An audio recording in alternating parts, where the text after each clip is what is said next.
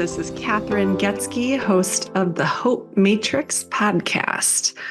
We are here to share science, stories, and strategies for how to hope. I'm the Chief Hope Officer of the Shine Hope Company, and Shine is the mnemonic for how we teach hope. So when we talk about hope, we talk about how we use stress skills, happiness habits, inspired actions, nourishing networks, and eliminating challenges, which are our thinking patterns that get in the way of our ability to hope. Hope is a skill. You can measure hope, you can teach hope, and you can start practicing skills to activate higher hope in your life today.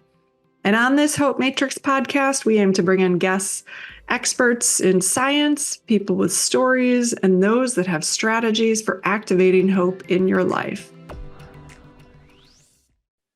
Welcome, everyone, to the Hope Matrix. Super excited to have you listening in today. We have a great chat and a wonderful guest. I'm super excited to introduce you to him. Today we have joining us World Happiness Foundation founder, Luis Gallardo. How are you now? Okay, I said that. Love it. God, how do you say it again? You have to help me. Yes, Gallardo. Gallardo. Yeah, you said that perfect. Can you? I see. I'm not good at rolling my tongue, but I think that's the biggest challenge here. Gallardo. Yeah, it's a bit of rolling. Yes, I'm from Spain, so that's pretty why. Yeah, got it. Well, I'm super excited to have you joining us today and chatting about hope and how happiness fits in. I've known you for many years. You've been really leading the space. I love telling people that you were involved in creating the International Day of Happiness at the UN, which is now being celebrated around the world. And yeah, there are so many components of hope that are key to what you're doing in the world. And so, first I want to just review with our listeners the keys to hope and how we've kind of defined hope. Again, hope it's really a vision fueled by positive feelings and inspired action. And we created that definition really too around the science of hope and what's been done in the hope space and also hopelessness. So hopelessness is both that feeling of despair and a sense of helplessness. So it is an emotional and a motivational, there's kind of an emotional and a motivational component to hopelessness. And so our aim is really to teach people how to get from that despair to positive feelings and how to get out of helplessness to inspired action. And again, so much of the work you have been done is related to that. I'll also just review quickly with our listeners, the 5 keys to hope that we've really kind of set up and identified are first identifying and recognizing the stress response. When we are in our stress response, we're in what we kind of call simply the downstairs brain, which is the reptilian brain, which is when we're really emotional and reactive. So we teach people first to identify and recognize that stress response, then to practice happiness habits. So things that keep us in that upstairs brain continuously. The third key being how to take inspired action using SMART goals, and SMART goals are specific, measurable, attainable, relevant, and time-bound. The fourth is creating that strong hope network, so making sure you have really strong people around you and at least one person to talk to in times of distress. And then the fifth one is just kind of overcoming some common challenges to hope. So that's really how we're teaching hope in the community. And again, you have exceptional experience in this space. You've been leading kind of the way in it. So it's a pleasure to have you here chatting with us today. So how are you? Wow, I'm doing fantastic. I'm so happy being here. Your job and not just your job, but actually the work that you've been doing on this topic is just remarkable. I learned so much about hope over the last years with you that actually combining happiness and hope is a winning formulation for so many people around the world. So I'm so happy being here. Oh, thank you. It's great to have you here. And I have learned so much from you. You've really talked to experts around the world, like doing research in all of these different areas that we talk about as it relates to hope, but specifically around, identifying and managing the stress response, and which is the first thing we'll kind of talk about, and then also the practicing happiness habits. And it's amazing to me because the science has evolved so much around this space. And so, yeah, it's great to have your time and to have you share with our listeners what you're learning as you're moving. And I think you two are you're a living example of what you teach, which is so rare. Yeah, in the community. So it's great to have you here. So why don't we talk first about the stress response and kind of what you're learning and what you've seen as you've traveled around. Tell me a little bit first just about your travels. Where have you visited and started exploring mindfulness, meditation, and happiness? Well, the moment I decided to explore the space of happiness and well-being, and of course, hope is a big part of the whole space, and happiness is part of the hope space. That's so interesting because everything is a matrix and multidimensional. When you talk about the mind and you talk about the consciousness, basically I took it as a personal journey and I say, okay, who knows about this topic around the world? And I discovered and I went. So actually this is, now we COVID, we do this through Zoom and through digital technologies. But a few years ago, when it was really possible to travel, I really traveled the world. And I went from California to Bhutan, and I met to India, and I really went to the source. Something that I've been always doing in my life in different topics is going to the source, and I like to meet the source and talk to the source. It's a privilege that not everybody can. That's why now, and this is something that we do together, we bring all these sources to as many people as possible.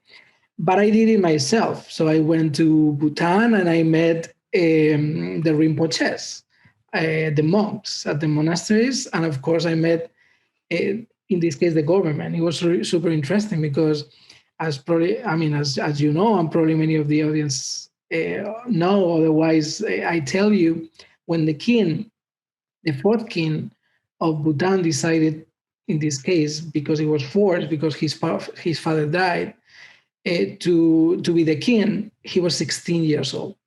And somebody asked him, well, what are you going to do for your people? And he said, well, I guess that what they ultimately want is to be happy. So that's what I'm going to do. I'm going to work for the happiness of everybody. And and that was coming from a 16 years old kid. I mean, that's what kids are about. They are all about happiness. They are all about light. And he was doing that for the last 49 years. And that country became a big reference around the world about how to create public policy and how to bring real tools to everybody around the country. For example, the Ministry of Education created a whole program around green schools with a whole system in order to bring social emotional learning from very early age to everybody in the classroom. So I went there, I spoke with them, I went to the farms, I went to the schools, and it was so interesting because when we were having lunch, I was asking, well, it's super cool to be in one place where you want to be enlightened. Basically, your purpose in life is to be alignment, to be in alignment. Mm-hmm. So that was super interesting because they were laughing and say, "Oh, this is really interesting the way you ask," because it's true. I mean, basically here, compassion is not a word; is a value. Forgiveness is not something that we think about; it's what we practice every day. And gratitude is our essence. So actually, they were talking about all these amazing values that we need in order to move beyond despair. And that was the daily coin of everybody there. And that was the way they were becoming happier and happier every day, and the way they were working with little wealth. Because this, actually, when you see the rankings of countries around the world, they don't rank very high on happiness because the rankings consider GDP as part of the equation, and the GDP is super low. It's one of the lowest in the world. However, when you are there, you really see, you really feel what that is. So that was one of my, I would say, one of my top places to learn from experience. And then, of course, there are so many researchers right now in the space, and we are so lucky to have, I mean, from Dr. Kellner at Creative Good Science Center, Sonia Lubomirsky, Martin Seligman. Is so many, so much good going on right now around positive education, positive psychology, that everybody is becoming and retrofitting everybody else when they find that, okay, this technique, this methodology, this driver has shown that we can improve even more hope at school, or we can increase happiness by X% if we do one, two, three. So I think that the combination in this case of Indian, I would say Indian Eastern, Himalayans, Chinese wisdom with everything that is going on in this case in the West around science, the combination is giving an amazing holistic perspective of what could be really good solutions for hopelessness, despair, and sadness. Yeah, for sure. I mean, to me, the challenge is, we know that we can't be, we say in the upstairs brain and the downstairs brain at the same time. But again, the downstairs is where we have that stress reactive response. And I've seen so much stress and so many reactions. And, when we're hopeless, it leads to things like violence, addiction, partner violence, self-harm, kind of all of depression, anxiety, suicide, kind of all of these things that we're seeing in society. And so I've really, in the US especially, seen stress and our inability to manage stress really reach, I think, historic levels. And so, at that point, practicing happiness becomes hard because we're just in our stress response. So, I mean, first of all, do you think that, I mean, did you see in Bhutan people fairly stressed out as we are kind of here? And how do they manage their stress? And do they have the kinds of stressors we do? And I mean, everyone has stress. So, how do you see them dealing with it? Yeah, well, you know that, Kathryn, that basically individual stress is related to your community. So as we grow up and as we evolve as humans, our thoughts wouldn't exist if we were not part of a community. So this is very important because sometimes we think that our thoughts are ours, and the science proves that they are not even ours. It might be someone else's thoughts. We all know that out of 60 plus thousand thoughts every day, they are repetitive. They are, I mean, I would say almost 70% are negative, and almost 65% are the same thoughts the whole day. And then if we know that they are not ours, they are somebody else, because we are beings growing and flourishing as part of communities. Otherwise, we wouldn't be humans. Then you start going granular and understanding that you can manage stress by understanding what is the community you belong to. So when you go to one community, like the one in Bhutan, and especially you go to the Himalayas and you go to one of these remote places, the thoughts of that community are going to be related to the thoughts, I mean, of those people are going to be related to the thoughts of that community.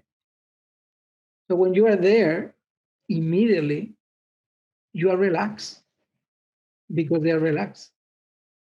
Even if you want to be stressed, you cannot because they dissolve your stress. Because suddenly you are connected to a community that is under stress, is overstressed. They know that probably their major issue is the rain that they may have, and that's going to ruin the food that they're going to be eating. But then the level of expectation is really, really low. When the level of expectation is low, then you don't underestimate everything that you have. And then when you extend that with values such as compassion and forgiveness, which are part of Buddhism, and in this case in Bhutan, I'm giving you an extreme example, but it's Mhm. important that we Yeah. see the other extreme, because I feel like what we are living in the US is another extreme in Hmm. many ways. I'm from Europe, and I tell you, when I'm living here in the US after living for almost 20 years, it's not what you normally live in other countries. And when I go to Bhutan, where I live there, is not what you normally live in other places. I think that I completely agree with you. The US society is definitely under stress, but it's very important. Everybody has the option to live in other communities, to stop watching the news, to choose very carefully their relationship. When you were talking about the network of hope, this is so important. You have to choose the people that really help you move to the next level. So what I would say is that, and this is a key learning, it's not about individual thoughts, it's about community. And then the community expands to the collective. And the collective every day is more interconnected. Of course, we are connected by energy, but this is something that few people understand. But now we are connected by information. We are connected by social media. We are connected by technology. And this is bringing us everybody's thoughts. That's why it's so important to have leaders of communities that are positive, that are bringing the hope that everybody is looking for, because that's sooner or later is going to have a positive impact around the world. So stress definitely is the first cause of despair in many ways all around the world. But we have to understand that that stress is not just coming from ourselves, it's coming from our communities. Yeah, absolutely. And I mean, the news, you bring on such a good point with the news too. It's, when I detach from the news and don't watch it, and, it's an immediate kind of shift in thinking. Our first lesson on hope, for our overview that we rewrote all of our curriculum this year and revised it. And we took our 12 lessons down to 3, and then we created a deep dive of 16 lessons, but we have hope heroes for each of them.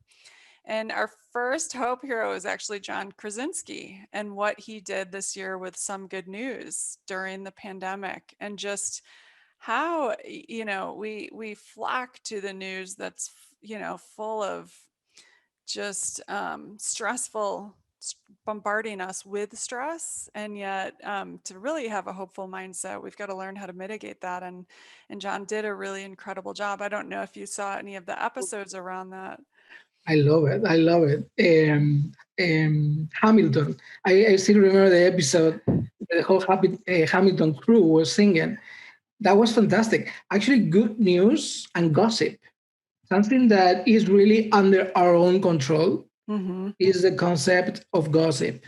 And gossip, and in the corporate level, there are so many companies that actually forbid to gossip, to talk about other people, because this is another factor that creates so much despair in so many ways. So news are related to how we spread the news. And actually it's something that we can control very much is complaining and gossiping. So that's really under our control. Yeah, absolutely. I know. And you talk about rumination and, worry, which are how what we've identified as the challenge, some of the common challenges to hope. And we noticed, I mean, I was never taught about how my mind did this as a kid, ruminated and worried, and the impact of that, and actually my ability to control it. And, it's so important that we teach kids about that, because when we teach them before the age of 10, they really embrace it and understand it. But when we start trying to teach teens and college and even as adults start trying to fix that, it becomes a much harder to change those habits and that are kind of ingrained in us. And so I love that you bring that up around happiness, and yeah, that we do that we go through over and over the same, things in our mind that often are not positive. And Yeah, absolutely. And actually, there are three techniques that you learn very quickly when you go deeper into the science of happiness and well-being. Uh, basically there are three that are complementary, but they are slightly different. We are more now into mindfulness. I think that this is becoming the meditation part is becoming something more mainstream. There are so many apps out there, but there are two more. One is contemplation, and the third one is concentration. So when you combine concentration with meditation and contemplation, is so powerful. And the one that is working so well for active minds that I see every day is contemplation. Contemplation is beautiful because it looks like, I mean, this is very, very Buddhist in many ways, or this is very East oriented, but no, it's super easy. Basically, contemplation is about using the mind, because something that many people have challenge with when they get into meditation is that they cannot stop the mind. And actually, you don't have to stop anything. That's the first thing you learn when you do meditation is about being aware of your thoughts, right? And then to practice different techniques in order to understand those thoughts and let them go and let them come. And contemplation is different because with contemplation, you're using your active mind to look into something without judging and seeing and waiting for something to happen. But you can contemplate words, you can contemplate the mountain, you can contemplate the snow, you can contemplate anything you want, you can contemplate the birds.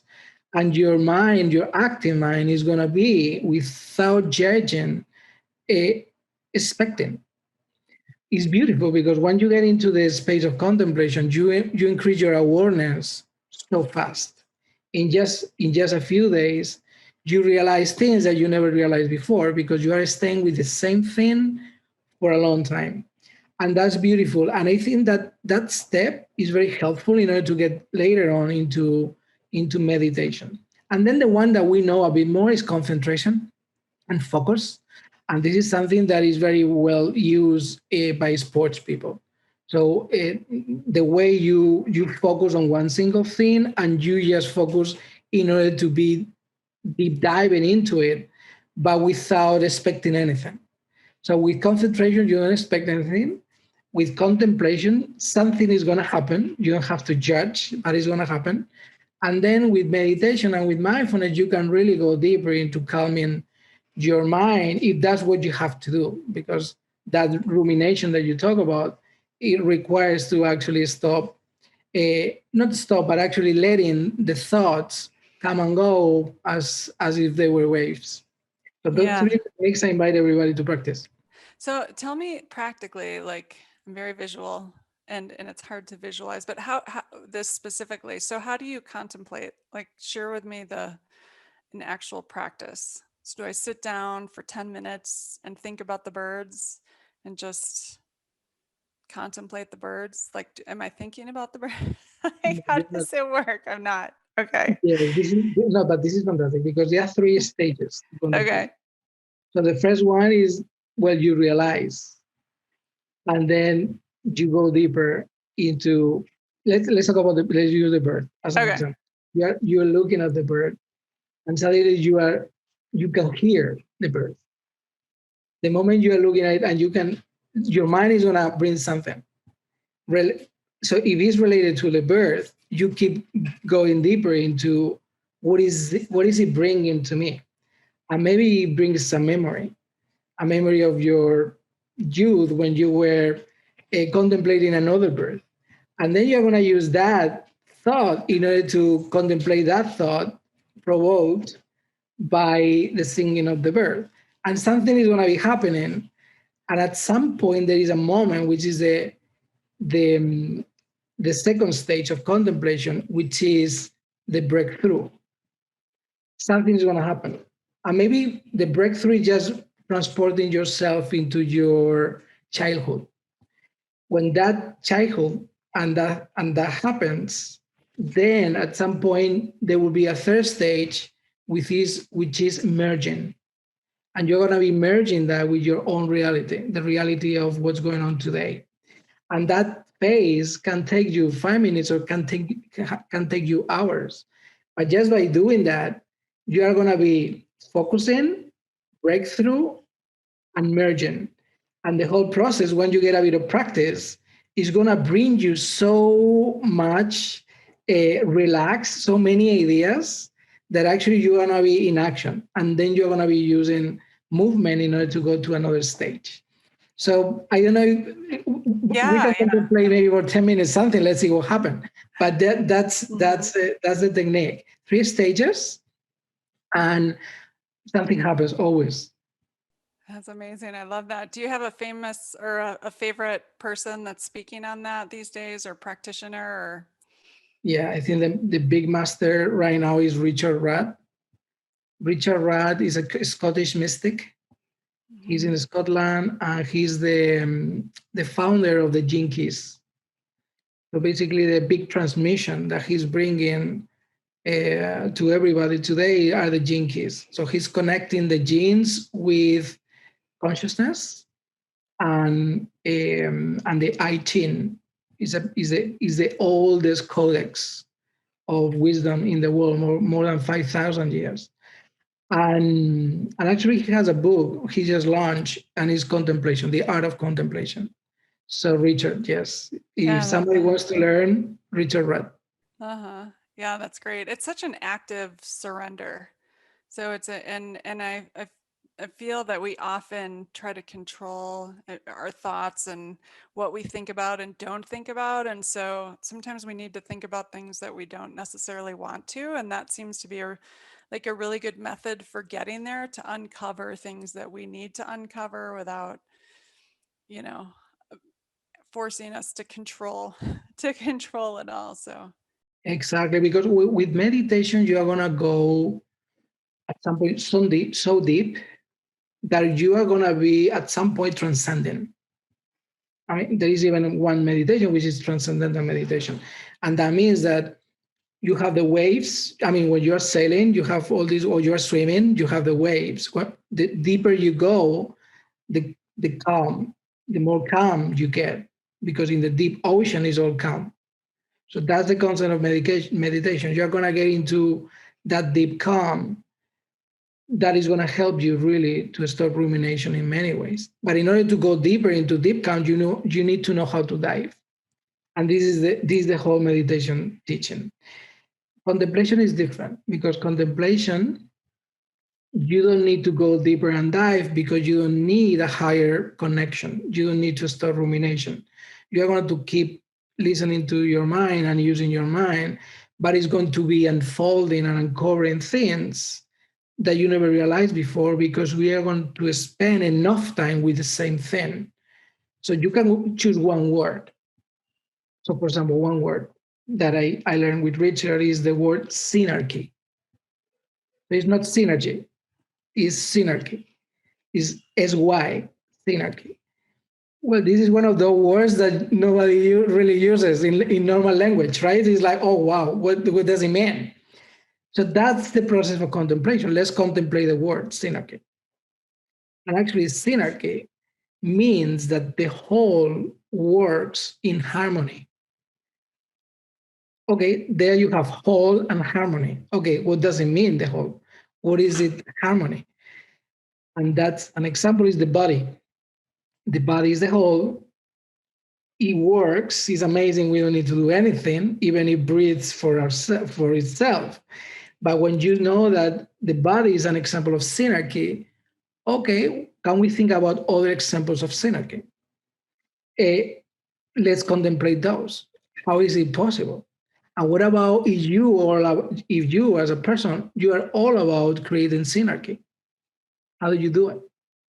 So then you can explore and expand, and suddenly you being unfolding and uncovering things that you never imagined before. And that's going to bring you to some places. And those places are going to bring you breakthroughs. And those breakthroughs, in the end, when you merge them with the reality, then it's going to bring you to another state and another level. So this is an example of how to contemplate one word. I love that. Very cool. So and that brings me to your happiness event. Is he speaking at it? Yeah, actually, he's been speaking to the during the last two, Richard. Oh, Um, wonderful. The next one is in March, March 18th to the 23rd. It's a whole week, 6 days of events. And we go from work, happiness at work, to health, curated by yourself. So you know what that's about. Um, self, the planet, the connection with the planet. That's where normally Richard can fit. Then we talk about education, public policy. So we recognize as well amazing work going on, like the one in Reno with the mayor. I mean, it's amazing what you are doing and the mayor in Reno around hope. But yes, it's March 18th, 23rd, and it's going to be thousands of people around the world sharing and learning about the practice and the theory. But we are very practical. We really like to learn from experience, and all the teachers and all the guides that join us normally share some techniques, and one of them is going to be this, the one on contemplation. Mm-hmm. Do you have a favorite talk that you've heard or a favorite person that you've listened to? Or is it just? Yeah, every guide, I call them guides because what I love of the word guide is that they know where you're going. They know where things are going, and they are gonna be able to guide you because they already know the way. So those are the masters. Those are the real people that we bring here. I still remember. You remember the interview with Shekhar Sasena? Mm-hmm. It was early, very early during the pandemic, and we were already talking about infodemic Mm-hmm. instead of pandemic. It wasn't just a pandemic, and from that moment, everybody started talking about infodemic. But this is the type of people I love: is people who are ahead, who they are ahead not because they think, because they've done it, they've seen it, they experience it, and with that approach, we have so many of them. I think Shakar is one of my favorites. Or Vikram is another one that is fantastic. But there are so many. The last one, for example, the one we did in November, Gabriela Wright. She's now working Love with Gabriella. Deepak Chopra on the Never Alone Foundation. She was fantastic. She was very practical, bringing theater and a stage, the way we showcase ourselves in front of others and how we are present really, really says everything about our future attitude. And she was teaching people how to hear their voice and how to stage and be present in the stage of life. So they are artists, they are musicians, they are experts. It's pretty cool. It's a big week. Yeah, it is. I know you've brought so many different people from so many different kind of walks of life into the happiness movement, which is what I love about it so much, and bringing their expertise. Also, I love the technology aspect of it. That you don't often think about happiness and technology together, but just how can we use technology to further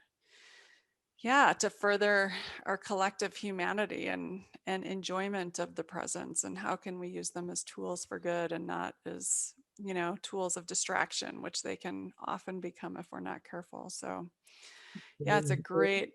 Yeah, so we'll put the link in the comments around all of the work you're doing around the world. And I think a lot of the information you have is free too, of past talks, a lot of incredible resources. And so I'm excited to share that. So that again, it's March 19th, the 18th through the 23rd. Yeah, correct. Because March 20th is International Day of Happiness.